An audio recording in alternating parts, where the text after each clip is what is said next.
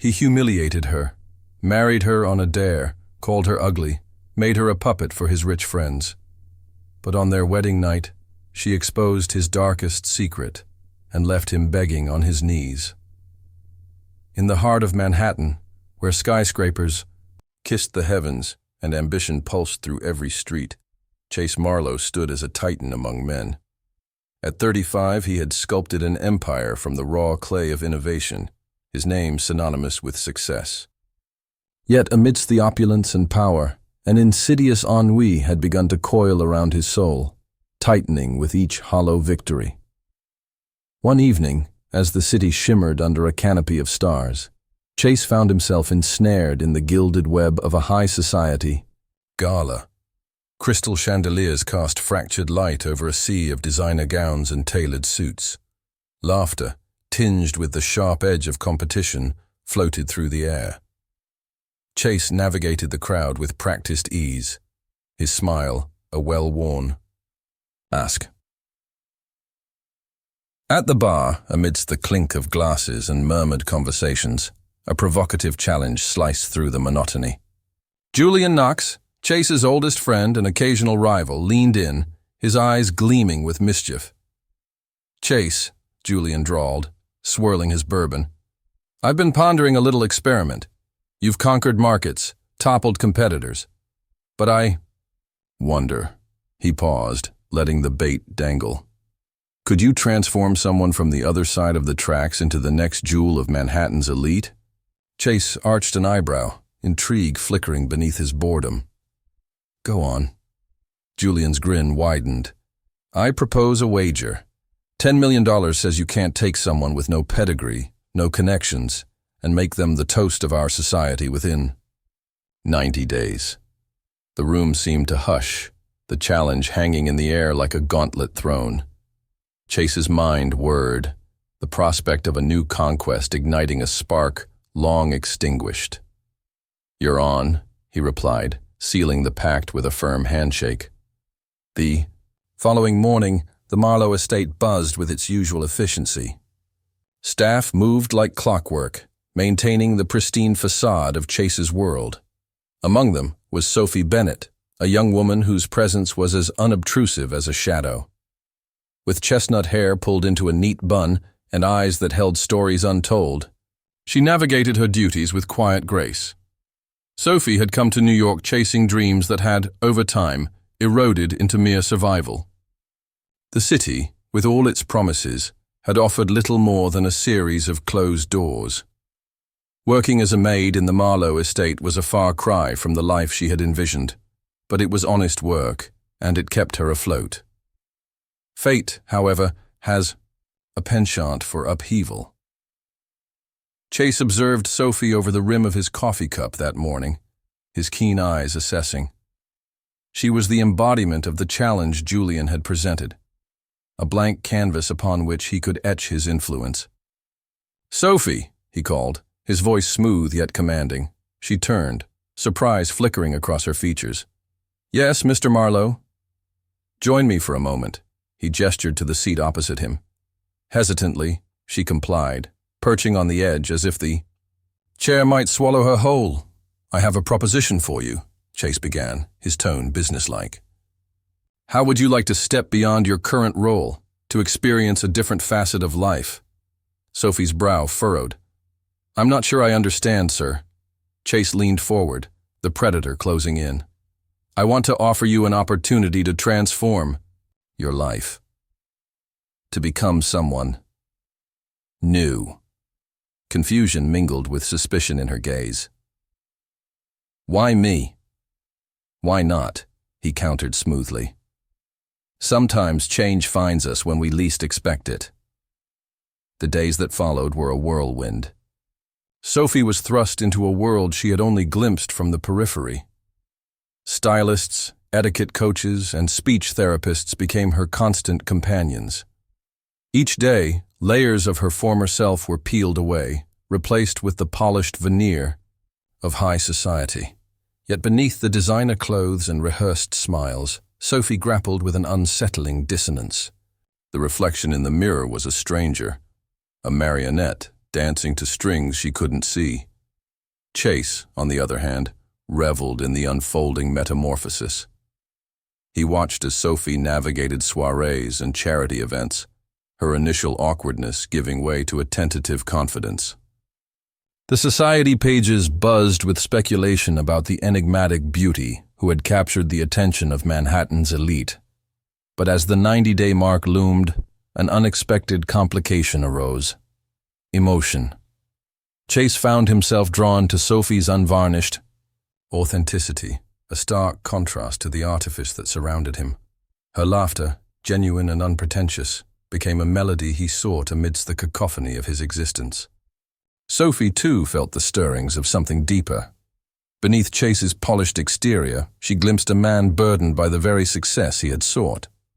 Their interactions, once formal, evolved into conversations that stretched into the early hours, revealing shared dreams and hidden fears. One evening, as they stood on the terrace overlooking the city, Sophie turned to Chase, vulnerability etched across her features. "Why did you choose me?" she asked, her voice barely above a whisper. Chase hesitated, the weight of his deception pressing heavily upon him. The wager, once a thrilling game, now felt like a chain around his heart. "Does it matter?" he deflected, his gaze fixed on the horizon. "It does to me," she insisted, stepping closer. "I need to know that this," she gestured between them, "is real." Chase met her eyes, the fortress he had built around his emotions crumbling. "It started as a challenge," he confessed, each word a dagger to his conscience, a bet to see if I could transform someone into the epitome of high society. Sophie's breath caught, betrayal flashing in her eyes. "A bet?" she echoed, the word tasting bitter on her tongue. "But it became more," Chase hurriedly continued, desperation tinging his voice. "You became more. This," he mirrored her gesture, "became real." Tears welled in Sophie's eyes, her world tilting on its axis. The foundation of her new life, of their burgeoning relationship, was built on a lie. "I need time," she whispered, stepping back, the chasm between them widening. Chase reached out, but she was already gone, retreating into the sanctuary of her room. The following days were a study in contrasts. The city continued its relentless pace, oblivious to the turmoil within the Marlowe estate. Sophie withdrew, her laughter silenced, her presence a ghostly echo. Chase, consumed by regret, sought solace in the very empire that had once been his. Pride, now a hollow reminder of all he stood to lose. As the 90 days drew to a close, the outcome of the wager seemed irrelevant. What had begun as a game had unraveled into a poignant lesson on the fragility of trust and the complexities of the human heart. On the final evening, Chase stood alone on the terrace, the city sprawled beneath him. The victory he had once sought now felt like ashes in his mouth. The cost had been too high. A soft rustle behind him broke his reverie. He turned to find Sophie, her expression a mosaic. For 3 days, Sophie disappeared into silence. She remained in the estate, but her presence felt like a whisper. The vibrant young woman who had once laughed at Chase's awkward attempts at small talk, who had once marveled at the skyline as though it were stitched with dreams, now moved. Like a ghost through rooms she no longer trusted. She didn't scream. She didn't lash out.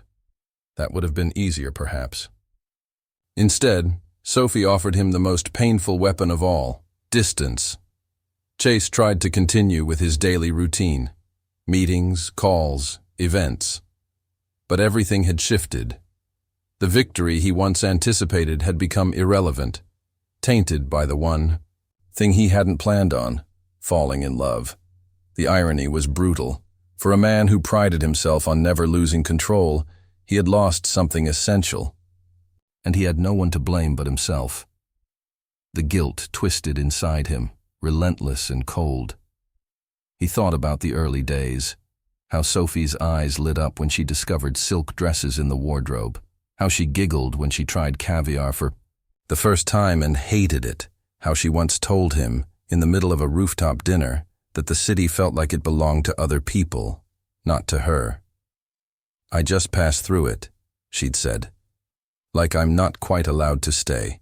Now she was the one retreating, not because she wasn't welcome, but because the man who invited her had betrayed that invitation. It was Clara, the estate's head of staff, who finally said what no one else dared to. "She doesn't hate you, Mr. Marlowe," Clara said gently, pausing at his office door. "She's hurt, deeply, but you haven't lost her yet, not entirely." Chase leaned back in his chair, fingers steepled beneath his chin. "And what would I even say to her?" Clara smiled with maternal softness. "Something real, something not rehearsed or calculated. Speak from the part of you that hurts. That's where she'll hear you." That evening, Chase stood outside Sophie's door, heart pounding like he was 20 again. He knocked, and for a long moment, there was nothing. Then, slowly, the door creaked open. She didn't say anything, just looked at him, eyes puffy from tears she hadn't let anyone see. "I miss talking to you," Chase began quietly. "Even when we weren't saying much, I miss knowing you were nearby." Sophie leaned against the doorframe, arms crossed over a sweater that was far too big, her armor of choice when the world felt heavy. "I thought I was learning to trust again," she said, voice low. "And then I realized I was just another chapter in someone else's game." Chase shook his head. "No, not a chapter. You changed the whole story." He reached into his jacket, pocket, and pulled out a folded sheet of paper. "This was my original plan, a checklist, a roadmap. The events I'd take you to, the people you'd meet, the training sessions. I kept it all like a blueprint." Sophie hesitated, then took the paper. She scanned it, her life, dissected into bullet points and timelines. "I was trying to win." "A bet," Chase said, his voice raw. "But somewhere along the way, you stopped being a project. You became the only real thing in my life." Sophie's eyes filled with tears again, but she didn't let them fall. "You didn't think I was worth the truth?" "I was afraid," he admitted. "Afraid that if I told you, I'd lose you before I even had a chance to know what it meant to love someone." The word love hung in the air, quiet and sharp. Sophie looked down, the weight of his words settling over her. "Do you know what the hardest part was?" she said. "It wasn't the lie. It was realizing how easily I let myself believe I belonged here when I never really did." "You do," Chase said firmly. "Not because I say so, but because you made this place better. Everyone sees it.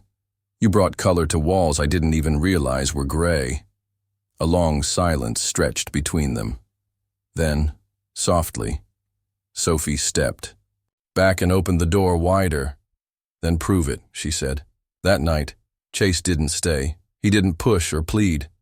He left her with space, but also with something he'd never given anyone before, his truth without armor. The next morning, Sophie did something she hadn't done in days. She got dressed, not in designer gowns or pre-approved outfits from stylists. She pulled on jeans, a white blouse, and a coat that had once belonged to her mother.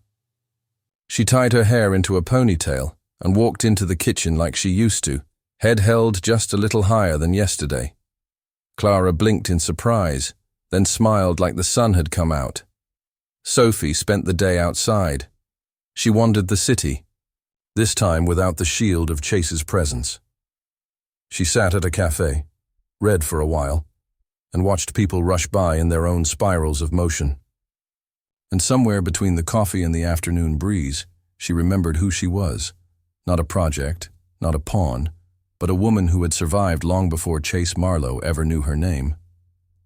When she returned to the estate that evening, Chase was waiting in the courtyard garden. It was where he always went when he needed clarity. She saw him before he saw her, seated on a bench, lost in thought, sleeves rolled up, collar undone, eyes turned skyward. She cleared her throat softly. He turned, startled, then stood. "Sophie." "I'm not ready to forgive you," she said, interrupting. "But I think I'm ready to listen." Chase nodded slowly. "I can work with that." They walked together in silence through the garden. The moon was high, casting silver over the stone path, and the scent of roses lingered on the breeze. "I didn't know who I was becoming when I agreed to your offer," Sophie said. "But it turns out I liked the woman I was turning into. And not because of the gowns or the parties, but because, for once, I was being seen." "You've always deserved to be seen," Chase said. "I was just too blind to see it in the right way." They reached the edge of the garden where a bench overlooked the city skyline. Sophie sat first, then nodded for him to join her. "What happens now?" she asked. Chase looked out at the lights, his jaw tightening with determination. "Now, I try to be the man you deserve. Not the one with the bet, not the one with the empire. Just the one who'd choose you again, every time." Sophie didn't respond immediately. But then she leaned her head gently against his shoulder. The world kept spinning around them, the city humming with the promise of new beginnings. And for the first time in a long time, neither of them felt like they were pretending. They weren't characters in someone else's story. They were writing their own. The early weeks after that night in the garden passed with cautious grace. Sophie didn't move out of the estate, but she didn't move back into Chase's world either. They orbited each other like stars caught in a delicate dance, sometimes distant, sometimes close enough to feel the heat of memory rising between them. What they had wasn't a relationship, not yet. It was more fragile than that. It was something being rebuilt, brick by slow brick, under the weight of shared regret and a flicker of hope neither dared name.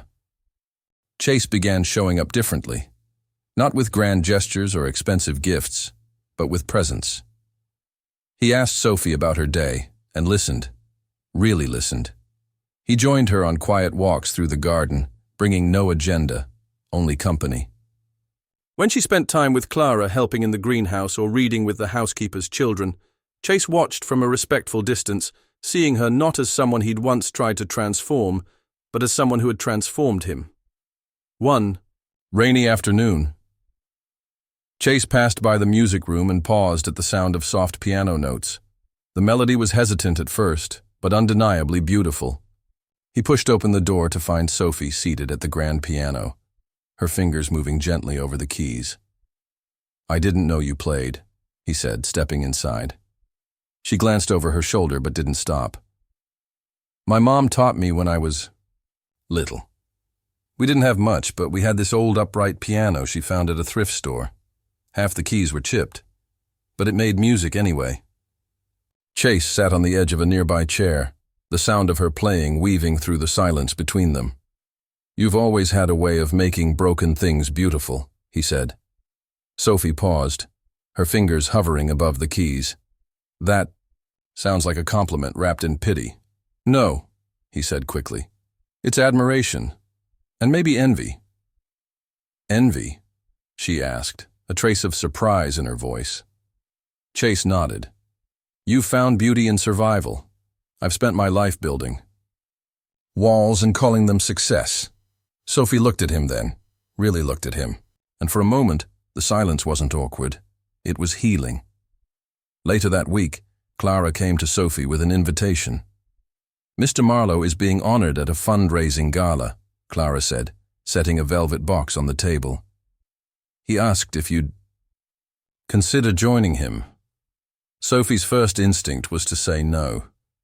She hadn't been to an event since the truth had unraveled between them, and she wasn't sure she was ready to stand beside him in public again.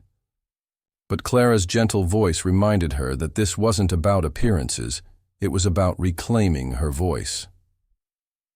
That night, as Sophie stepped into the ballroom dressed in a deep burgundy gown, she felt like she was walking into the lion's den. Whispers began before she even reached the entrance. Eyes scanned her, curious and sharp, calculating what she wore, how she walked, who she was now. Chase met her at the top of the marble staircase, and for a brief moment, everything quieted. He looked at her not with possession or pride, but with awe, like a man who knew he didn't deserve the moment, but would cherish it anyway. "You don't have to do this," he said softly. "We can leave, right now." Sophie took his arm. "No, I want to be here. I want to show them who I am, not who they thought I was." Inside, the evening unfolded with all the pomp expected of high society. Waiters glided between guests with trays of champagne. Musicians played something elegant in the background. People who had once scoffed at Sophie now greeted her with thin smiles, unsure of where she stood or how she'd managed to stay. Midway through the evening, Thomas Wycliffe, the man who had made the original bet with Chase, approached their table. His presence was still sharp, still coated in arrogance, but there was something else now too. Curiosity. "Sophie," he said with a polite nod, "you look different. I hope that's not your way of saying presentable." She replied smoothly. Thomas chuckled, raising his glass. "No, it's my way of admitting I misjudged you." Chase said nothing, watching Sophie navigate the conversation with the kind of grace that couldn't be taught in etiquette classes. It was hers, purely and unapologetically. Later that night, as they stood on the balcony overlooking the city lights, Chase broke the silence. "I never told you what happened after you found out about the bet." Sophie leaned against the railing, her hands curled around the edge. "You don't have to." "I want to," he said.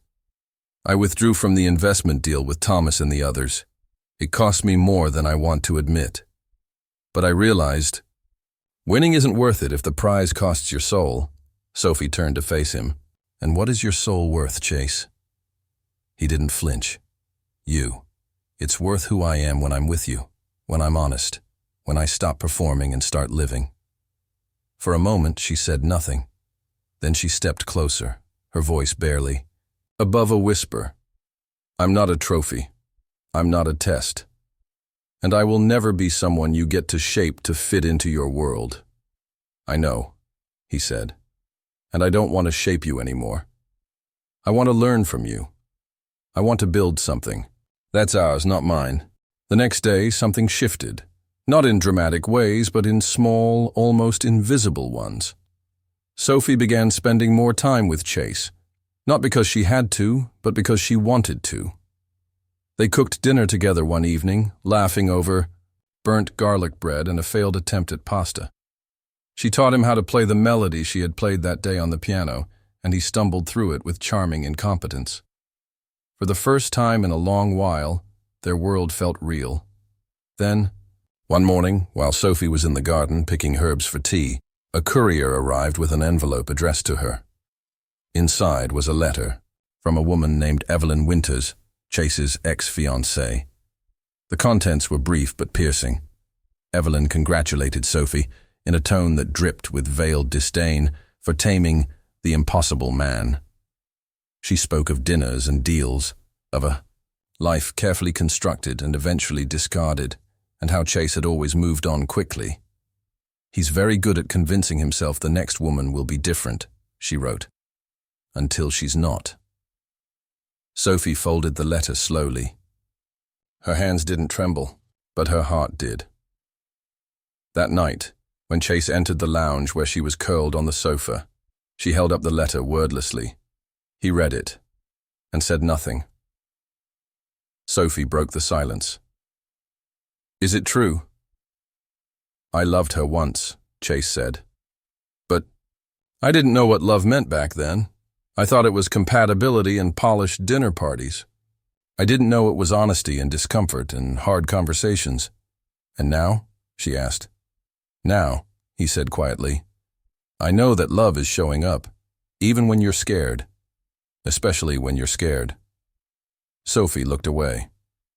"She made me feel like I'm just the next woman you'll move past." Chase dropped to one knee in front of her, not with a ring, but with the rawness of a man who had nothing left to hide. Then let me spend every day proving that you're not. She searched his face. And this time, she didn't see a billionaire or a strategist. She saw a man trying, failing sometimes, learning always. She touched his cheek gently, her voice barely audible. Don't promise me forever. Promise me tomorrow. And then keep choosing me one day at a time. I will, he whispered, every single day.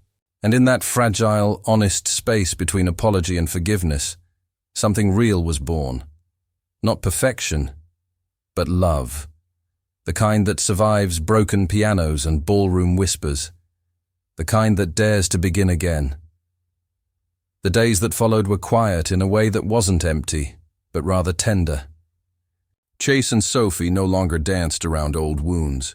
They acknowledged them, named them, and sometimes simply sat in the silence they left behind. And in that silence, something honest began to grow. They spent mornings sipping coffee on the balcony, wrapped in blankets as the sun lit the tops of the trees in soft gold.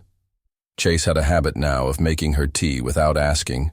Sophie no longer flinched when he reached for her hand. They didn't talk about the future in sweeping declarations, but their days moved like the rhythm of a song only they could hear, hesitant, unpolished, but deeply familiar.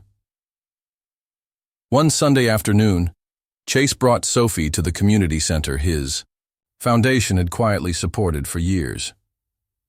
He had never visited personally before, only signed checks and read quarterly updates. But Sophie's influence had changed something in him. Charity wasn't something you performed for the public anymore.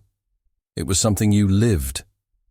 Children ran through the halls of the center, their laughter bouncing off the worn walls and cracked tile. Volunteers offered snacks, helped with homework, fixed shelves.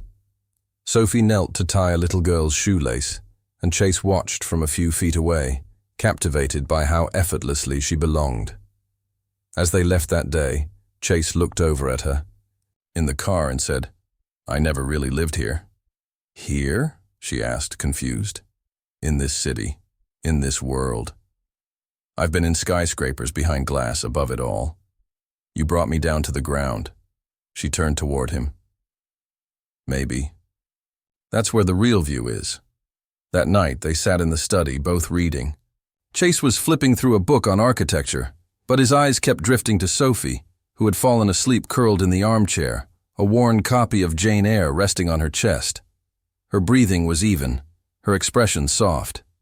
Chase watched her, for a long moment, then rose, placed a blanket gently over her, and whispered into the quiet room. Don't disappear. He wasn't sure if he meant the moment, the feeling, or her, maybe all three. But despite the softness settling between them, reality had its own rhythm, and it rarely waited for hearts to fully heal. News of their unusual relationship had made its way into the press again. Not through scandal this time, but curiosity. Headlines speculated on the authenticity of their love, rehashing the old rumors of a bet and questioning Sophie's motives. Photographs surfaced of her working as a maid, a sharp contrast to the poised woman now seen beside Chase at events. One evening, Sophie found an envelope on the doorstep. No name, no return address. Inside were clippings from tabloids, photos of her in her old uniform, headlines calling her a social climber, a fraud, a woman who had seduced her way to fortune. She stood in the kitchen, her hands trembling as she read each line. The past, no matter how far she'd come, had found her again. Chase found her minutes later, still gripping the papers. Who sent this? She asked, her voice low, strained. I don't know, he replied gently, stepping closer. But you knew. This would happen, didn't you? She whispered. You knew the world wouldn't let me change. Chase reached for her, but she pulled away. Her eyes were wet, not with sadness, but rage, the kind that came from too many battles fought just to be seen. I've worked so hard to reclaim who I am, she said. Not for you, for me. And this reduces me again to nothing more than a rumor. You are not a rumor, Chase said firmly. And you never were. She dropped the envelope. Then why does it still feel like I don't belong in your world? He wanted to say that she did, that she belonged more than anyone else. But the truth was, he didn't know how to protect her from the world's gaze. All he could do was stand beside her. That night, they didn't sleep in the same room. The following morning, Sophie packed a small bag. She didn't leave with anger. There was no shouting, no slammed doors. Just a long silence in the foyer, where Chase found her tying her coat. I need space, she said simply. Chase nodded, his heart cracking open in quiet protest. Can I ask where you'll go? Somewhere no one knows me. Somewhere I can remember who I was before all of this. I'll wait, he said. However long you need. She gave a sad smile. Don't wait. Live. If I come back, I'll want to find you living, not frozen in regret. He watched her leave, the sound of the front door closing echoing like a final note in a symphony that wasn't yet finished. Days passed, then weeks. Chase buried himself in work, in outreach programs, in late-night meetings and early morning walks alone through the gardens. Every corner of the estate held pieces of her laughter on the stairs, the mug she always chose, the piano she played on quiet afternoons. One afternoon, he found himself in her old room. The books were still there. A shawl hung on the back of the chair. He picked up a journal she had once scribbled in, a notebook half full of lists, ideas, dreams.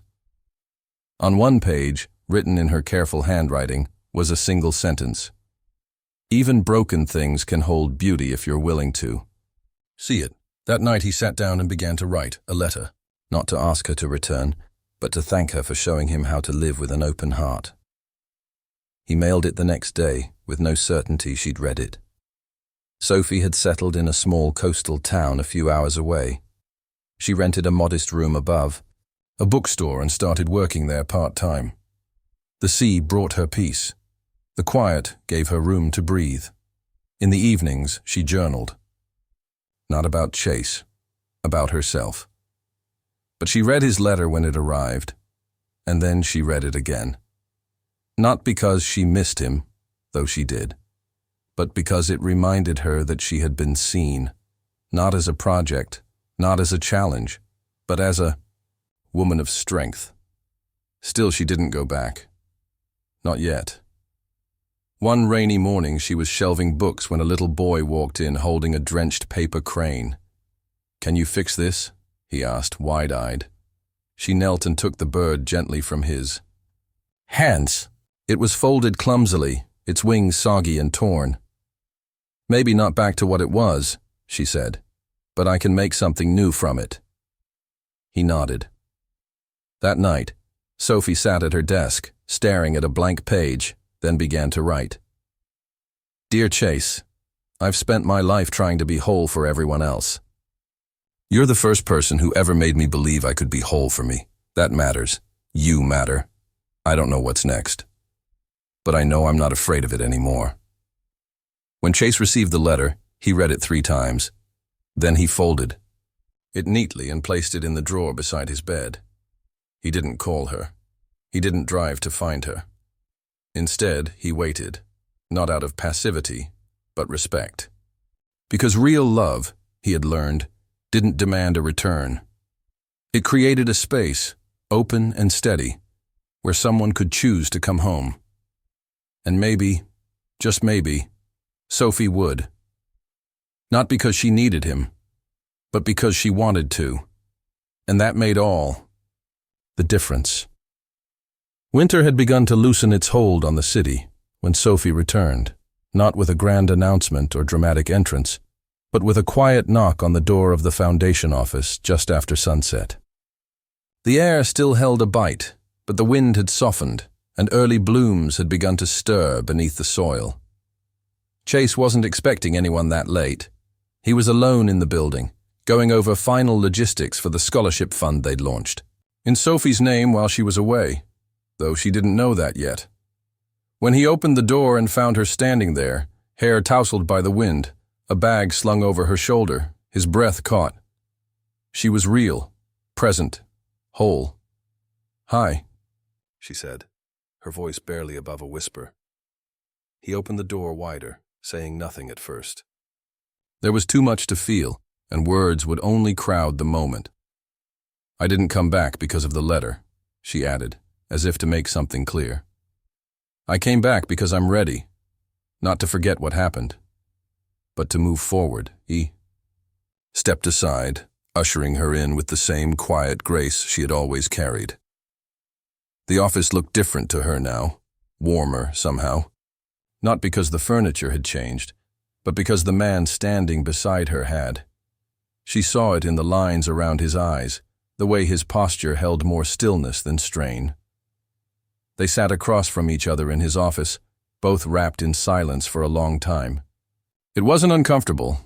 It was the kind of silence that bridges two people who had been walking the same path separately for too long. "I kept your journal," Chase finally said. "The one from the garden." Sophie blinked. "You read?" "It? Only the pages you left open. I figured if you didn't want me to see, you'd have hidden it better." That made her smile. "I read your letter too," she said, "and I watched from afar. The projects, the work. I saw who you became without me standing beside you. That mattered more than anything you could have said."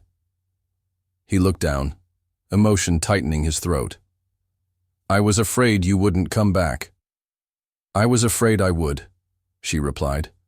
"But fear doesn't get to run the show anymore." They didn't define what they were that night. They didn't need to. They simply walked out together into the quiet of evening and let the weight of shared healing settle between them like soft snowfall. Weeks passed, and their lives began to intertwine again, not as before, but with new intention. Sophie resumed her work at the bookstore, choosing not to return to the mansion just yet. They met for lunch twice a week, had dinner on Sundays, and went on long walks with no destination in mind. One evening, Chase brought her to a plot of land. He had recently acquired a long-forgotten garden that once belonged to a local school, but had been abandoned for years. Wild weeds had claimed the beds, but beneath them lay the memory of growth. "I want to build something here," he said. "Not for profit, not for show, just something that lasts." Sophie knelt to touch the earth, her fingers brushing the damp soil. "A garden?" "A community greenhouse," he replied. "Open to anyone, a place to grow things that matter." She looked up at him, eyes wide. "You thought of this on your own?" He nodded. "You taught me that growing something takes more than vision. It takes care, patience, stillness." Sophie smiled, standing to face him. "Then let's build it, together." And they did. The weeks turned into months, and the garden took shape. Children came after school to plant seeds. Retired gardeners offered advice and stories. Families donated tools and time. Sophie and Chase spent Saturdays hauling compost, sketching layouts, laughing over failed attempts at trellises. It was hard work, and it was holy. They still had difficult conversations about the past, about trust, about the line between forgiveness and forgetting. But each conversation became a brick, not a wall. They were building something solid now, something that wouldn't topple in the wind. One day, as they painted a bench in the corner of the greenhouse, Chase paused, brush in hand, watching Sophie, as she wiped a smudge of paint from her cheek. "I don't want to spend another day wondering if I should say it," he said. She turned toward him, curious. "Say what?" He stepped closer, not rushed, not dramatic, just sure. "That I love you. That I loved you even when I didn't know how to say it. And that every version of me since has been trying to be a man who could earn the right to say it now."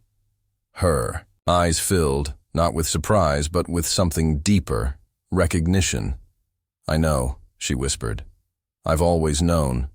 He reached into his back pocket and pulled out a small velvet box, worn at the edges, as though it had traveled through storms to reach this moment. I don't want to go back to who we were, he said. I want to move forward into who we are now, if you'll have me. She didn't open the box. She didn't need to. Instead, she stepped into him, her arms wrapping around his waist, her head resting against his chest. Yes, she breathed. Not for the bet, not for redemption, but for love. They didn't rush to set a date. They didn't make grand announcements. They just kept showing up, day after day, seed after seed, word after word, until the life they were building together felt more like home than anything either had ever known. The wedding, when it came, was held in the garden. It wasn't opulent or extravagant. There were no celebrities or flashing cameras, just close friends, volunteers, children they'd grown close to, and the scent of jasmine floating through the air. Sophie wore a dress with pockets. Chase wore a suit he had picked with her in mind. They wrote their own vows, simple, honest, born from the fire they had walked through. I promise, Sophie said, to see you not as who you were, but as who you've chosen to become. And I promise, Chase replied, to love you not in spite of your strength, but because of it. To never make you small just so I can feel tall. When they kissed, it wasn't the kind of kiss that signaled the end of a fairy tale. It was the kind that begins something new. That night, under the string lights and the bloom of late spring flowers, they danced barefoot in the grass.